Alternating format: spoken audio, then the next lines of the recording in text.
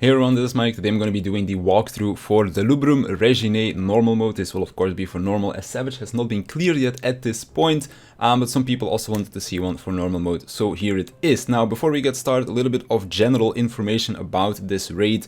It is linked to Bozja, so you can use your lost actions in here. Stuff like essences is also highly recommended to be used because they do boost your damage quite a bit. For example, party compositions are also not standard, as you can see in my run. We have 2 tanks, 3 healers and 3 DPSs, so using those essences will be able to boost your damage output quite a bit. My first run took almost 2 hours. The run which I'm using for the most part for this footage only took 45 minutes, and it is because in the first run barely anyone used their essences. In this one almost everyone in my party was using one. And then of course, if you want on top of that, you can also use your lost actions in here as well, although it's not really all that necessary. There are a few ones that are very helpful, like for example having Shell and Protect to mitigate some damage on your party. I do believe one of my friends told me that he was in a party without a healer, so maybe bring some kind of a healing action as well. If you are uncertain about what to bring, as you enter this instance, there will also be a Lost Finder's Cache, I believe it is called, so you can still switch out your actions and such if you do end up being in a party without a healer. I will make sure to edit it in if I get confirmation from my friend, if it was indeed the case that he was in a party without a healer. But basically, you want to bring some actions. For the most part, having an essence is more than enough. One of the actions that I do think is kind of mandatory for at least one person in the raid to bring is Lost Perception, so that you can find out the traps, because in between certain boss encounters there will be traps. I'm not quite sure where exactly they are going to be, because sometimes I couldn't find any traps at all, but just have at least one person with Lost Perception so that you can find those traps, because otherwise they are quite deadly when you do end up stepping in them, depending on what trap it is, because some traps give you like a bleed, don't do that much damage as long as your healers take care of you, but some will just straight up one-shot you, even if you are a tank. So non-standard party compositions, make sure that you maybe have access to a healing spell or something like that.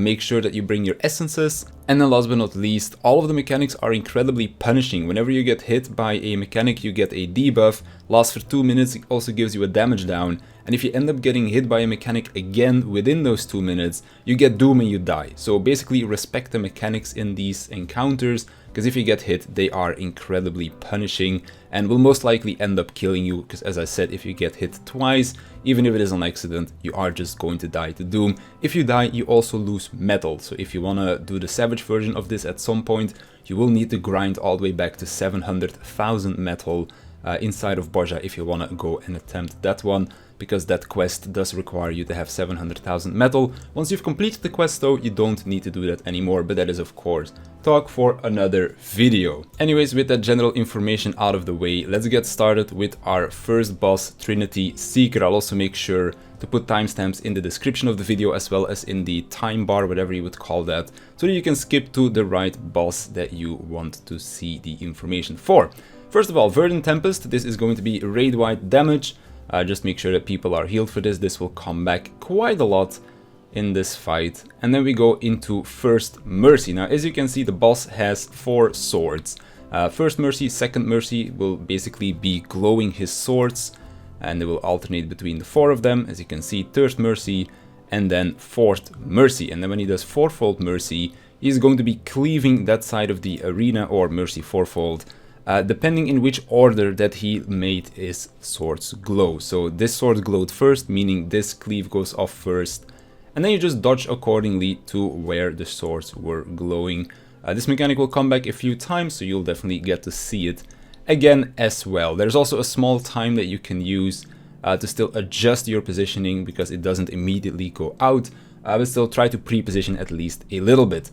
This marker is going to be our Tank Buster. There is no real cost bar for this, so when you see the marker appear, just press some cooldowns. I believe this is also a cleave, so make sure that you are not stacked on the tank. Verdant Path has 3 different versions. There is one with purple and black, one with blue, and one with green. The one with purple will make it so that he cleaves left and right of the arena, so just make sure that you are close to the boss, or north and south from the boss, and we'll see the other ones in just a bit as well. Baleful Blade is going to do a complete arena attack that can only be dodged by standing behind the barricades, so just line of sight the attack. There will also be a different version of this one with Phantom Edge. What this will do is he will make his swords glow, and now Baleful Blade is becoming a knockback. So you want to make sure that you get knocked back into the barricades, because if you get knocked back next to the barricades, you are going to go into a kill wall, as you can see over here, unfortunately enough. Another Verdant Tempest, which is again Raid White AoE.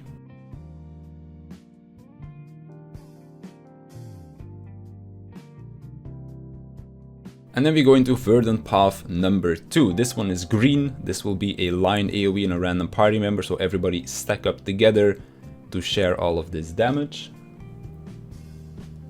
Iron Path is the cast bar itself, or Iron Impact is the cast bar for the Raid White AoE. Iron Splitter is going to make the boss jump to one of the rings. As you can see, there are two different colors around the arena. We have the gray one, and we have the brownish one, or yellow one, whatever you want to call that. Now, depending on which one that the boss is touching, that will be your unsafe spot. So basically you want to be standing on the opposite color of the boss. The boss is on the gray one, so we are standing on the brown one. And then the boss is going to jump to another side of the arena. This time around he is on the brown one, so we are going to be standing on the gray one to dodge this ability. And if you're like a caster, for example, you can use like the middle of the arena to dodge it as well. It is all about the colors not being next to or behind the boss or anything like that. Another Raid White AoE. And another Verdant Path. This is going to be the third one, which is blue. This will be doing a cross AoE throughout the arena. So just go stand on the Intercardinals, boss relative, to dodge this one. Then we're going to go into Mercy fourfold again, so 1, 2, third Mercy, fourth Mercy, and then just dodge it accordingly when he does Mercy fourfold. And again, as you can see, there is some time for you to adjust your positioning whilst he is doing the cleaves as well. Seasons of Mercy, this is a new mechanic. This will be doing 3 things in total. So first of all, this orb right here, you want to look away from that because this is going to be doing a gaze mechanic. Second of all, there will be ice AoEs on the floor as well. You just basically want to dodge these. And then the third mechanic is this little flower over here. This is going to expand and do an AoE. So basically what you want to do is look away from the white orb, move away from this, and dodge the ice AoEs. So I'm just going to be running away from our flower whilst looking away from the white orb, and then basically also dodge the AoEs that are on the floor. And that'll take care of this mechanic. We'll see this one more time right as we kill the boss, so you can see us dodge it again. Another Raid White AoE. Into another Tank Buster. Again, make sure you use some cooldowns. Also try not to cleave people with this. Or of course, if you are not the main tank, make sure that you are not stacked on the main tank. Into another Verdant Path. This one is green, meaning that we're gonna stack up for the Raid White AoE again. Or the shared AoE, I should say.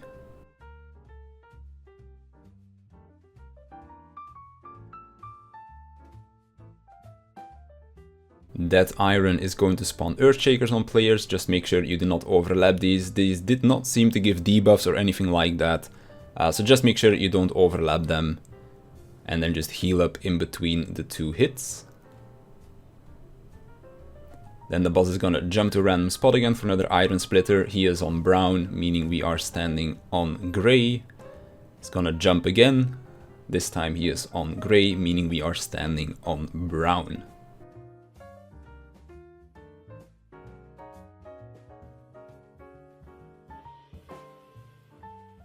Another Raid White AoE.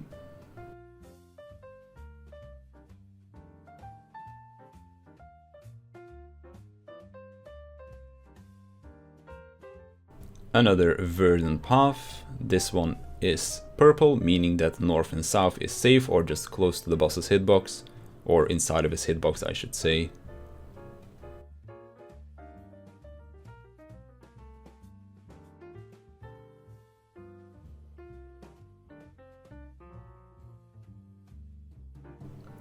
And then we go into another Baleful Blade. Now this ability has 2 different versions, because they both start with Baleful Blade.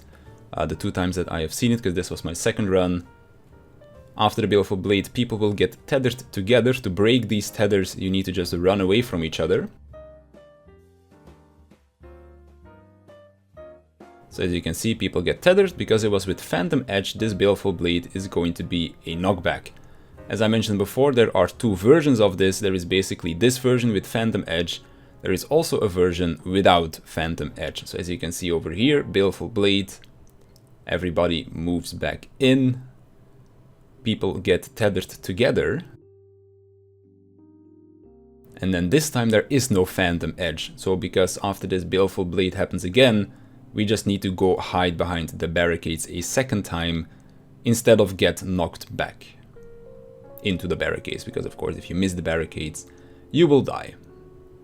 So just act accordingly. You can just look at the AoE indicator on the arena as well, and then just dodge that correctly. Another Verdant Path. This one is blue, meaning that he's gonna do a plus AoE. So just go to the Intercardinals boss relative.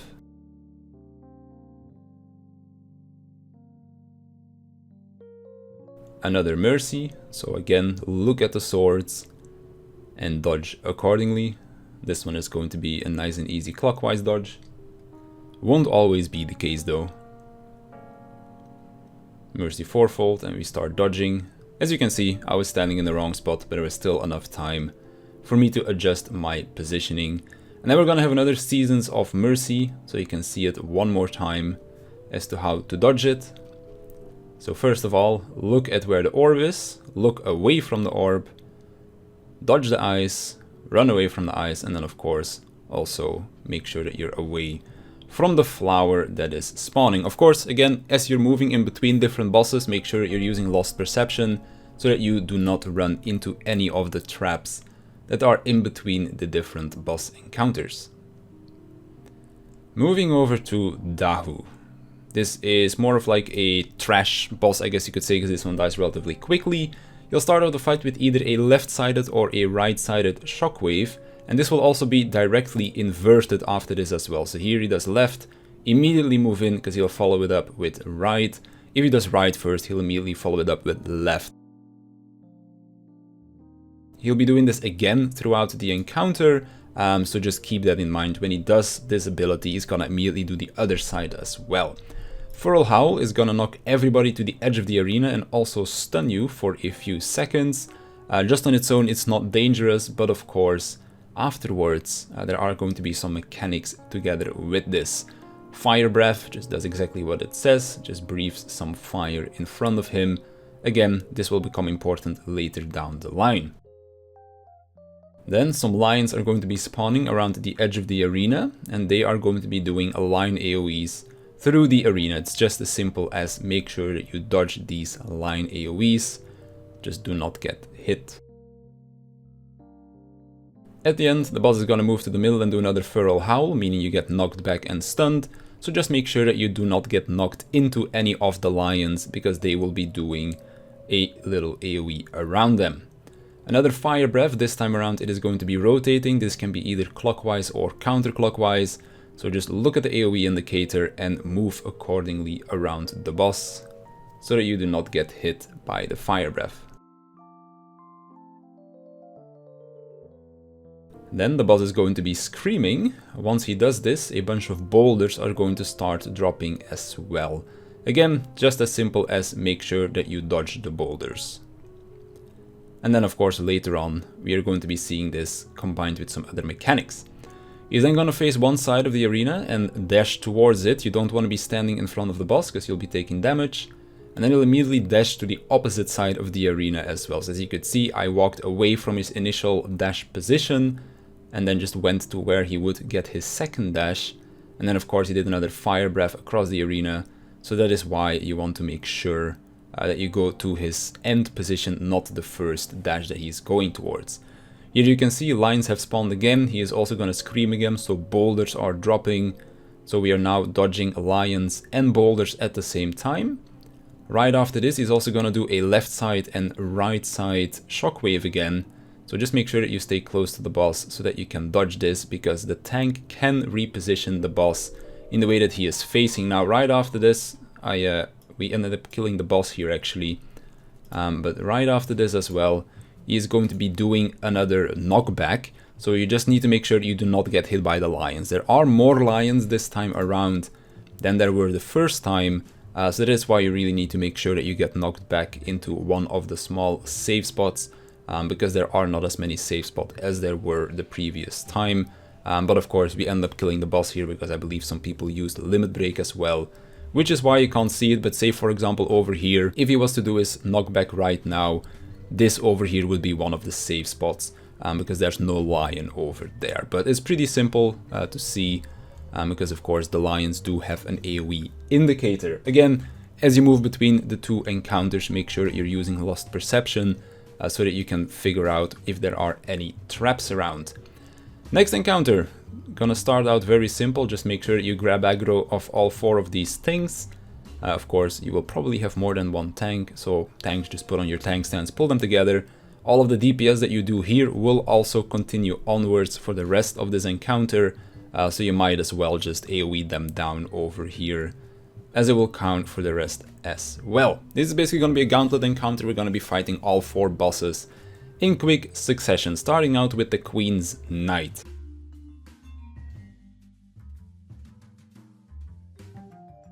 He has 2 main mechanics, which is Shield Omen and Sword Omen. Shield Omen will spawn some shields around him, and then when he does optimal play, you need to make sure that you are close to the boss, as this will be a donut AoE.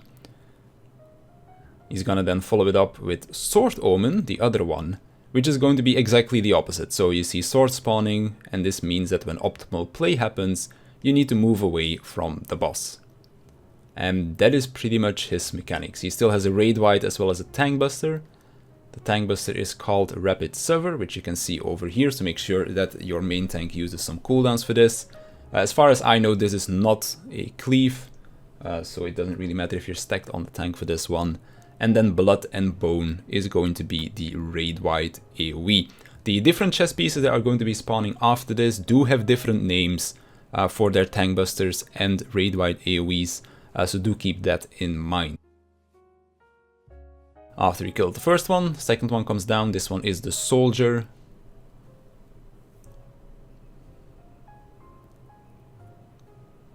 This one is gonna do double gambit. This will spawn 4 clones of the boss, and he will tether 2 of them with secrets revealed. Basically, the ones that he tethers to are the real ones. The other 2 are fake. And now he's going to be doing, or letting the clones do, a big AoE around them. Of course, you need to only dodge the real ones, because the other 2 are fake. Rapid Sever again is the tank buster, so this one still has the same name as before. We have another double gambit. This time around is going to be a little bit more difficult. Again, he's going to tether the 2 real ones, but this time around they are gonna start jumping around. So you need to keep track of what the real ones are and what the fake ones are. If you have trouble with this, one thing you can do is focus on one of the real ones and then just make sure that you follow that one real one around the arena, because of course you only need to stand on one of them. The safe spots are definitely big enough.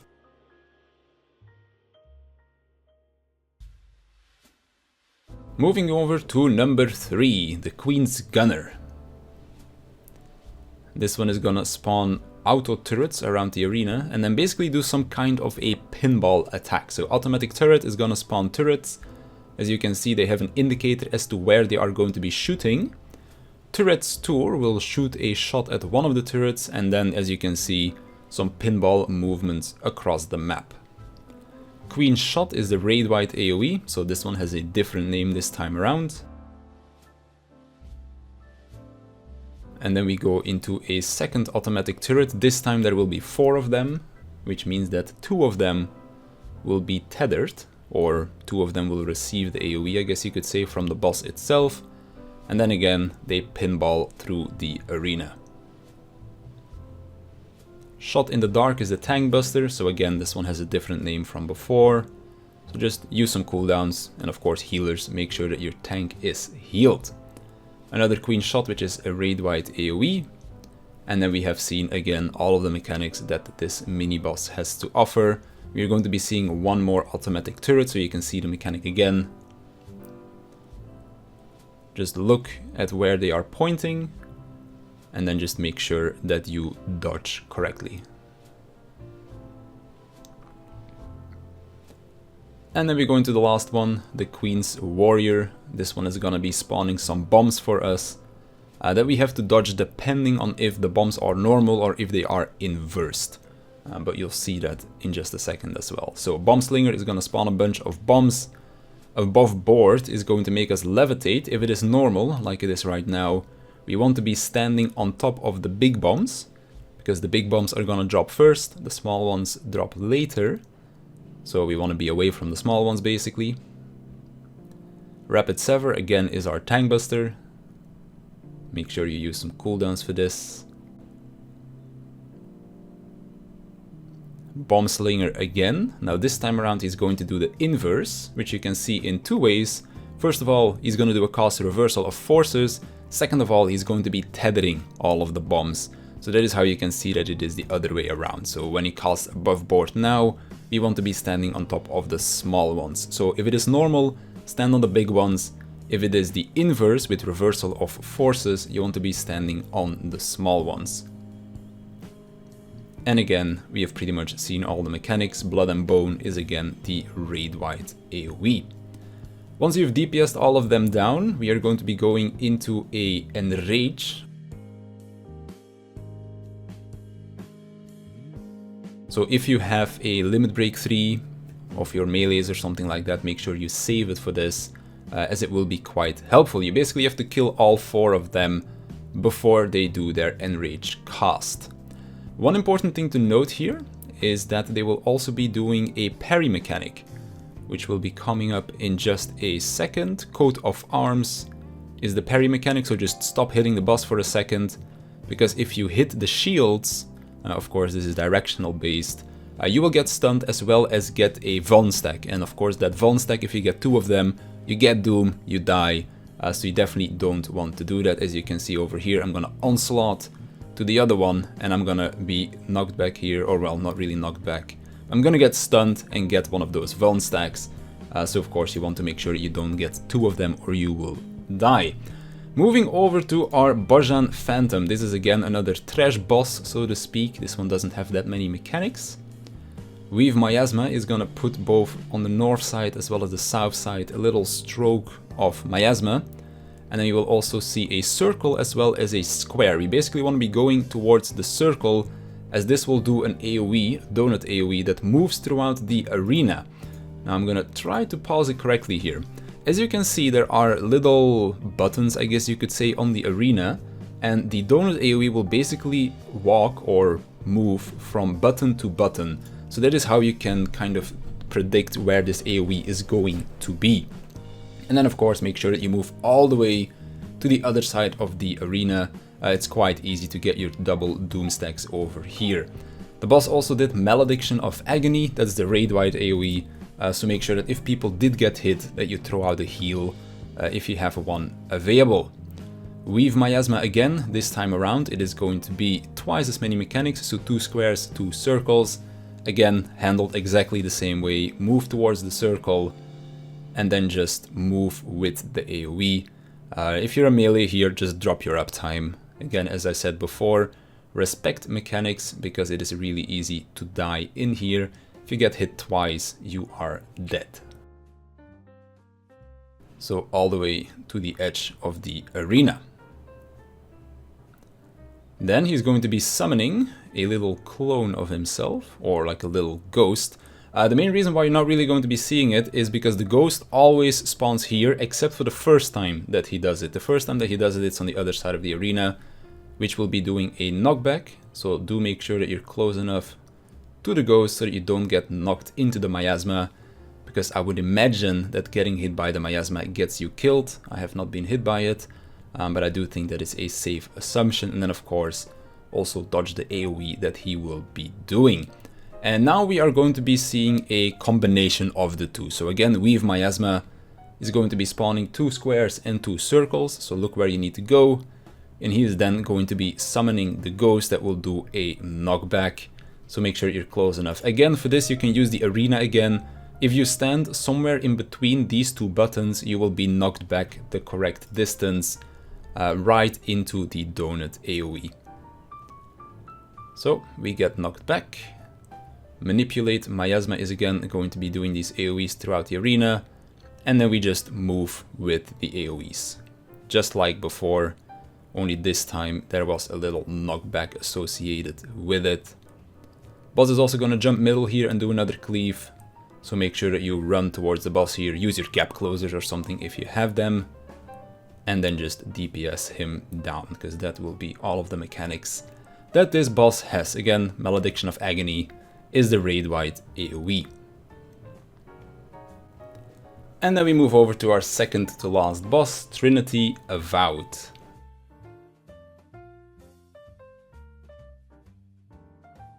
First attack that she's going to do is Wrath of Bozja. This is again your tank buster, also has an indicator on it.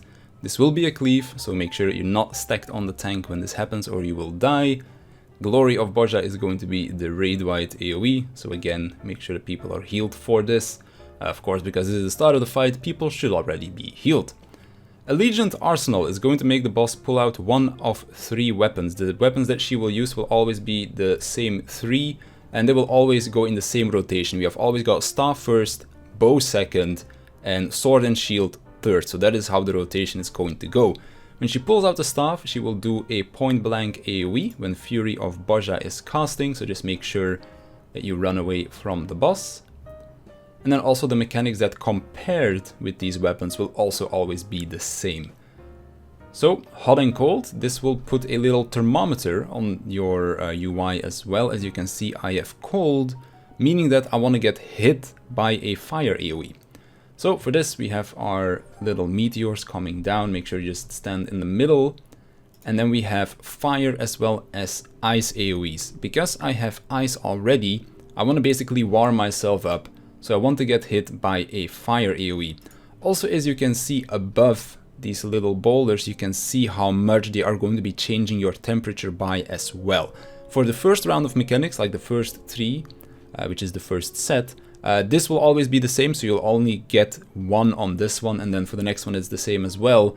But later down the line, when you see these mechanics a second time, you'll actually need to pay attention if you need to get hit by 1 or by a 2 alteration, because that will be different the second time you see these mechanics.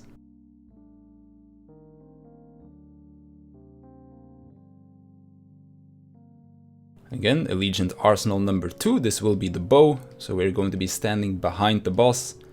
This is basically exactly the same attack as Shiva Extreme has, back from A Realm Reborn. So just make sure you stand behind the boss. Flames of Bozja is going to be spawning a big fire AoE on one side of the map. Right after this AoE goes out, the AoE will also stay, so make sure you do not run back in, because you will get one shot. This is a one-shot mechanic, so even if you're a tank, you can't really cheese this. Again, hot and cold, so make sure that you get hit by the opposite. So I have 1 bar into fire, so I want to get hit by 1 ice. As you can see, some things spawned on the outside of the arena, and then she'll also show where they are going to go. So because I want to get hit by ice, I needed to pay attention where the ice one went. Of course, that has already happened, but I'll just pause it real quick. When, for example, the fire one goes out, as you can see, there's like this little line going. And then, of course, everybody that needs to get hit by fire wants to go stand on this square. The whole arena is also filled with squares, so you just need to make sure that you're standing on the correct square. I was already standing on the correct one, so that is why I did not have to move. The squares will also come in handy for some other mechanics later down the line, and on, for example, the final boss, that would also be very important. Another Glory of Bozja, raid-wide AoE, so just make sure people are healed up if they took damage, because I do believe that the previous mechanic did damage to players. And then last but not least, Allegiant Arsenal number 3, this is going to be the Sword and Shield. This time around we're going to be dodging this by standing in front of the boss. So this is basically the reverse bow. Again, hot and cold. For this one, I've always had 2 bars. And then she's going to do left and right side cleaves. Again, the cleaves are indicated how much they are going to be altering your temperature by. So this is double ice. I want to get hit by double fire. So the next one, this one is double fire. So that is the one that I want to get hit by. Then number 3, which is going to be 1 fire. I believe the first time you get this, you never get 1. But the second time around, I do believe you can get 1 bar instead of 2. And then of course, 1 ice.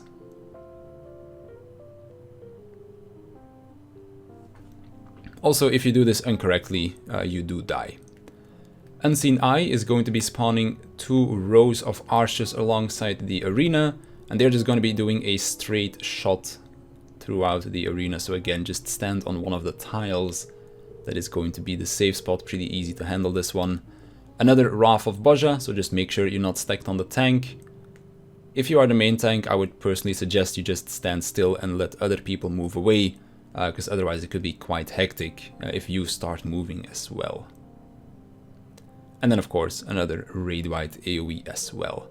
And now we're going to be doing all of the same mechanics as we did before, but this time around a little bit more difficult. So staff first, meaning that we are going to be moving away from the boss. Another hot and cold. This time around you can get both 1 bar as well as 2 bars, so do pay attention to that. Freedom of Bozja is going to be dropping the meteors again, so everybody stack up in the middle of the arena. And then locate which of the boulders that you need to go towards. Because I have 1 ice, I want to go to 1 fire. But as you can see, opposite of me there is 2 fire, there is also 2 ice. So you need to make sure you go to the right one. Then again, Unseen Eye is going to be spawning those archers again. So you want to move to a square that is not going to get hit by any of the AoEs.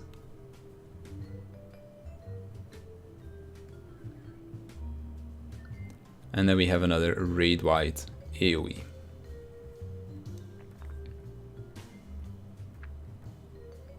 Another Wrath of Bozja, so make sure that you move away from the main tank, because of course this does cleave.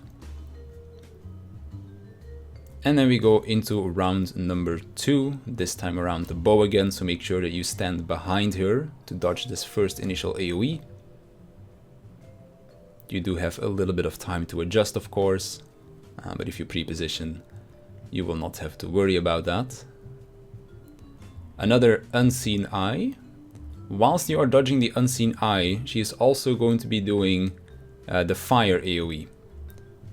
So do make sure that you dodge that one straight after, because as you can see, Flames of Bozja is going to be spawning right now.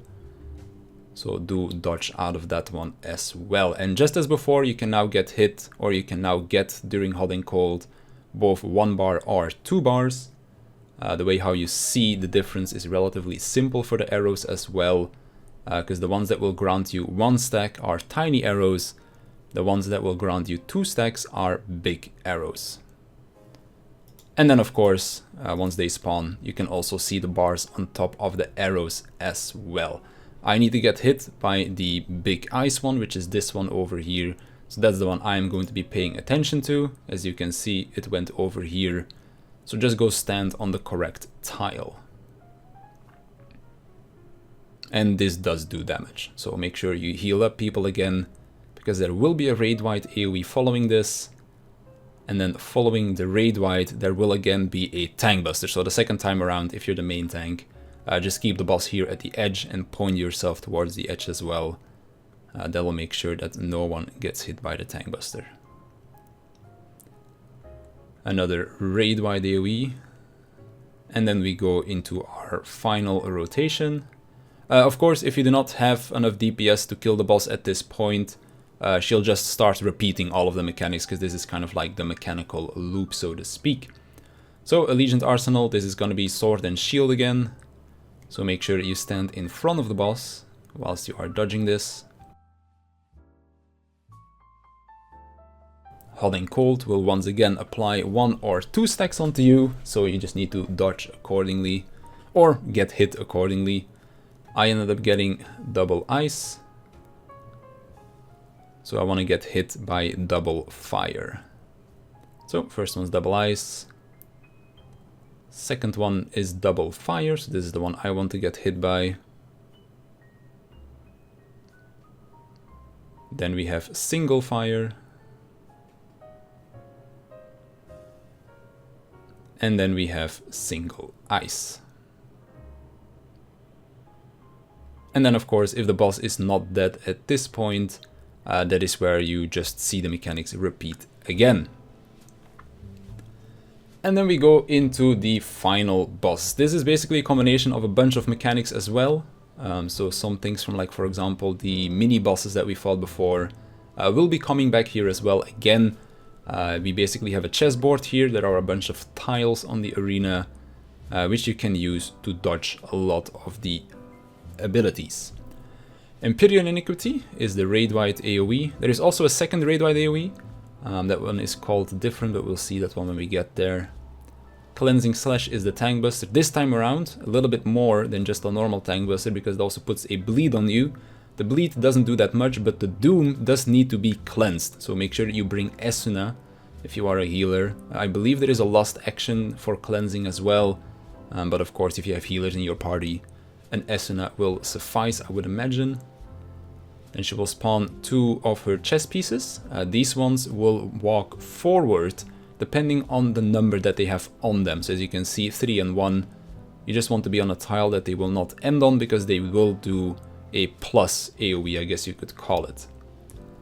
Another Empyrean Iniquity, so raid-wide AoE.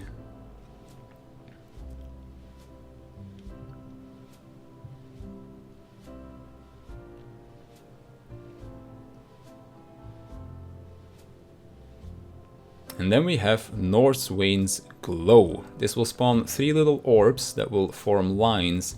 And where these lines will meet, there will be 2 gigantic AoEs appearing. So you basically want to move away where these lines are going to meet. Heaven's Wrath is going to spawn a line AoE. You want to stand as close to this as possible, because this is going to be a knockback. If you get knocked back into the kill barrier, you will of course die, because there is a kill barrier around the map. So make sure that you do not get knocked into that. Another Cleansing Slash, of course Tank Buster, make sure you use some cooldowns. Healers, make sure you have your Esuna button ready to cleanse that Doom. I tried healing myself to full HP with stuff like Equilibrium and Nascent Flesh, but I do not think that healing is enough. I do believe you need Esuna for this. Another Queen's Will, so she will be spawning her pawns. These will move forward, one will move 2, the other will move 3. So again, just make sure that you stand on a tile that is safe. So the pawns move, they do their thing. The Queen also teleported north, and then will do either a left or a right side cleave. Just make sure you stand on the side of the arena that is safe.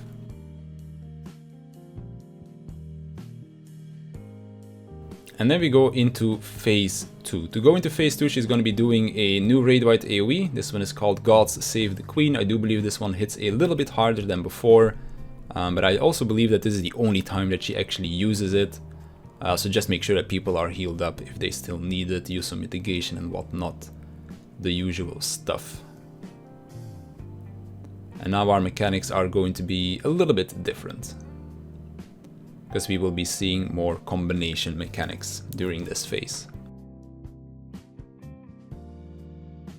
First of all, Queen's Edict. This is going to give players a number on top of their name, and they will need to move a specific amount of tiles to get rid of this debuff.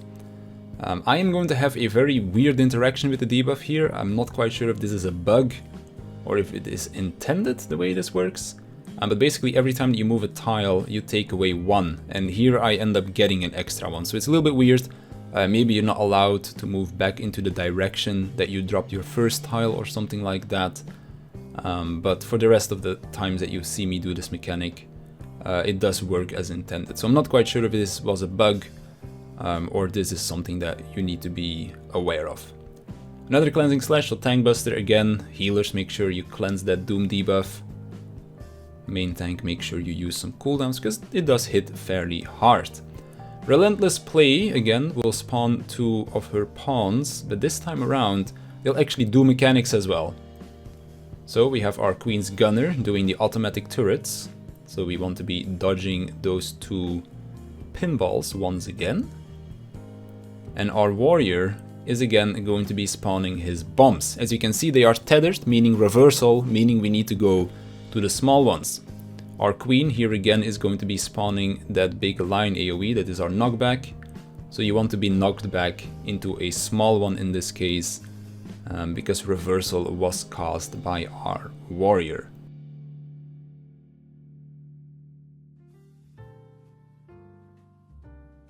Another Empyrean Iniquity, meaning Raid White AoE, just heal up if necessary.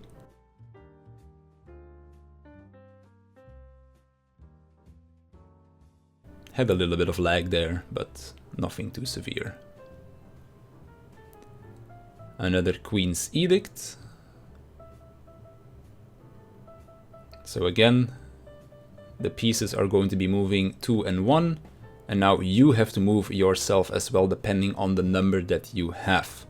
So position yourself in a place so that you can reach the safe spot within the allowed movement, like spaces, I guess you could call it. You'll also get stunned as this happens, so you can't do a last minute move to dodge these AoEs. So basically just make sure that you figure out where the safe spot is gonna be, and then after you figure out the safe spot, make sure that you can reach that safe spot within the allowed moves from our Queen. Another Tank Buster, for some reason I ended up dodging this one, no idea how that happened, because I don't think I have any dodge chance on me by using some of the lost actions, but it ended up happening anyways. Definitely not complaining about that one. We have again our soldier who did double gambit, so again the ones that he's tethering to are the real ones, so move away from the real ones. This time around they won't be jumping around. I don't remember if they actually ever end up doing it, I don't think so. So make sure you dodge that one first, then dodge our Queen, and then go towards the Knight, because he is doing shields. Every time that I've seen this mechanic, our Knight has done shield and not sword. Of course, I would imagine that sword is possible as well. Again, as a reminder, shield is get close to the Knight, sword is run away from the Knight. Another Empyrean Iniquity, so just Raid White AoE, make sure you heal up if necessary. Another Northswain Glow, so again, where the lines meet, you want to run away from that. Queen's Will. This will be spawning 2 pawns, this time around on the outside of the arena.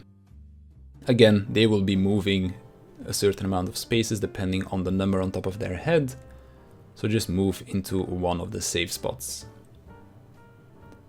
Another Cleansing Slash, so again, Tank Buster, healers, be ready to cleanse, so that the tank doesn't die to Doom. This was actually a really close one, because I almost ended up dying to Doom here. Another Relentless Play, we have again our Gunner as well as our Warrior, meaning turrets as well as bombs. The turrets go off first. So, turrets are being spawned. It's tethering to 2 of the turrets, or well, shooting 2 of the turrets, so make sure you just dodge these accordingly. Then the bombs have spawned. Another Heaven's Wrath, so knockback. This time around, there was no reversal of fortune, or the bombs did not get tethered, meaning that we want to go to a big bomb, because that one will drop first.